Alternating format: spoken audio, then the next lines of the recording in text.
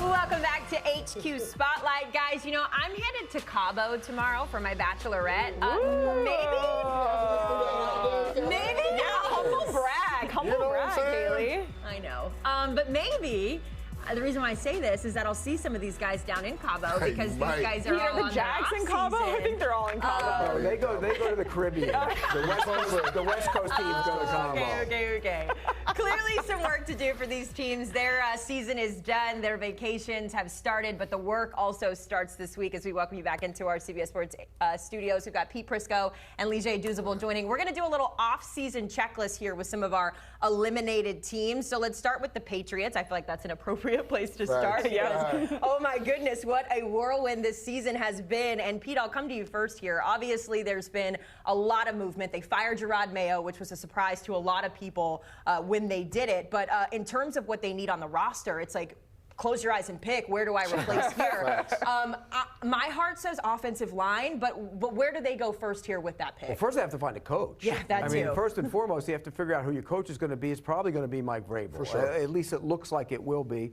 And that would be a move in the right direction. Look, Mike Vrabel will instill a culture there, a toughness, a physical play, a style of play. And if you're going to have a physical style play and build that around your quarterback, you're right. They need offensive line help. The more big people you can have in this league, all you have to do is look at the good teams in the NFL. They all have big, powerful offensive lines. If you can run the football and if you can protect your quarterback, you're going to win in this league. So, yes, they definitely need to address the offensive line. Yeah, I'm with Pete. I actually went down this rabbit hole last night when they talked about needs for the New England Patriots, and I actually put my GM hat on last night. So, first and foremost, you got to get a head coach. I think it's funny, though, Pete, we talk about Mike Vrabel, because we talked about this last year. When he got fired, it seemed like he couldn't get an interview, but now he's the hottest coach candidate. Did you see where did that come from? Did you see where he changed his profile picture on Twitter to him playing for the Patriots? Did you see that? Oh, go look on foreshadow. Twitter. Foreshadow. This happened like almost immediately. Like I don't know where I was in the timeline, but Vrabel's. I checked before we went up. His profile picture is still him in a Patriots It's only uniform, a matter of time for them to make that announcement. So I have him as the head coach as well. And then you talked about it, Haley. They have over $130 million to spend in free agency. But we'll talk about the draft first. I think they should go Will Campbell, offensive tackle, because you talked about it. You got to build it up front. All good teams, they build it from within out. Offensive line, defensive line.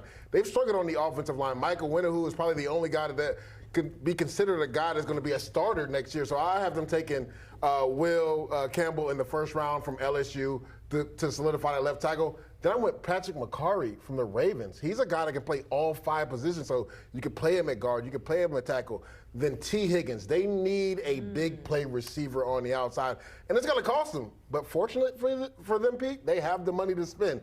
They're probably going to have to overspend to get T. Higgins there, but you have Drake May. You have a quarterback of the future. You need to get him a true number 1 receiver. And then I went to the defensive line. Patrick Jones. Now, a lot of people may not know who that is. He's like the third end for the Minnesota Vikings. Career year, 7 sacks this year. He could be a frontline starter for them in the future. All right, Lige, let's talk about your Jets because, man, where we were coming into the season on the Jets and where we are now, what a journey it's been. There's a lot of question marks in terms of the quarterback. Is Aaron Rodgers going to retire? What's going to happen there? And kind of in the same category as the Patriots, there are a lot of needs, maybe not as many, but where do they start in your opinion? GM and head coach. You have to get that right. And I have them pairing Aaron Glenn, who was a first-round pick for the New York Jets and a 2-time Pro Bowler. Matter of fact, when you walk into the building on the front office side, he has a big picture there. So I think it would mean a lot to him to go back home to the New York Jets. And then Ray Agnew was another guy who was a pro scout when I was there. He's actually the assistant general manager for Detroit. So they already kind of have a nice relationship. And we saw how Brad Holmes and the Detroit Lions built that thing the right way. I think that would be a great pairing. Ray Agnew as the GM and then Aaron Glenn as the head coach. And then you got to figure out, what are you doing at the quarterback position?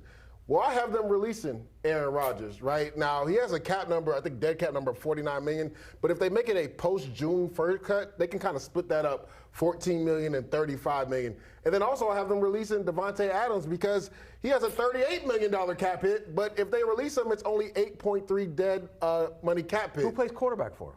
I'm getting there. We only have 13 minutes for a second. I got you. We're going to have to I have Tyrod Taylor being the bridge quarterback, and I have him in the second round taking Jackson Dart out of Ole Miss for the developmental quarterback. But the number 7 pick, Tedorone McMillan to pair with Garrett Wilson. Okay. Yeah, you got a lot of things at play there. I don't know if they're necessarily going to move on from Aaron Rodgers. It depends on who the coach is. But I like the pairing that you have in Aaron Glenn and Ray Agnew. That would make a lot of sense. They've cast a wide net. Rick Spielman, who we know very well, is part of the process. They are talking to everybody and anybody to try and figure out who that guy will be. But Glenn would be a good one. I think he would change the culture immediately with the Jets. I loved Aaron Glenn, too, where Dan Campbell was talking, and he's like, we'd like to keep him here in Detroit. And, Glenn's like, yeah, I'll just be happy to have a job. So we love that. He wants to be a head coach. Yeah, of course. Let's talk about the Dolphins, who they have their head coach in Mike McDaniel. We know he signed that extension through 28. But the Dolphins right now kind of feel like a fighting family where you have like one kid that's trying to run away from home, like things didn't work out, so I'm done, I'm quitting. You've got your quarterback in Tua Tagovailoa who like can't stay healthy even though they've paid him. The owner, Chris Greer, has come out and said, guys, like we're gonna figure this out. But Pete, I'll come to you here. Just looking at the situation in Miami right now, where do you start? Well, it starts with instilling discipline in your program. And you have a head coach comes out a couple days after the season ends and starts talking about finding players isn't good enough for guys being late. That's a bad look. For sure. And that's a reflection of your head coach. I've said for the last couple years, it's too loose. Yeah. And I think that shows up the way they play, too. They're not tough either. So two things that they need to find this offseason is discipline and toughness. And until they figure that out, they're not going to win football games. You know the whole narrative, you can't win in the cold? That goes back to being tough. It goes back to running the football. It goes back to lining up and being a tough physical team.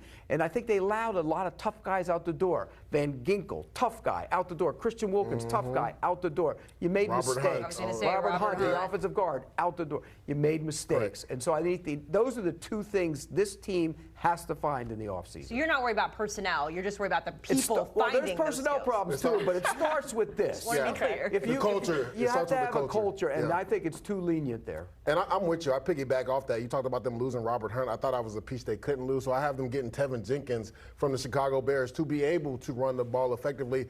And they've had some issues on the edge with guys staying healthy, Jalen Phillips, Bradley Chubb. So I had them taking Mykel Williams with the number 13 overall pick, pair him with Chop Robinson, because we don't know the health status of Chubbs and Phillips going forward. It feels like the Dolphins, the first team we've talked about, at least so far, where we're talking about culture being the priority and not necessarily the front office. We're going to go and talk about a pair of AFC North teams, starting with the Cincinnati Bengals. And boy, they always make things interesting, don't they? They start slow. They end the season at 500, but still, they just missed the playoffs, even though Joe Burrow is playing out of his mind. A couple of things going on here.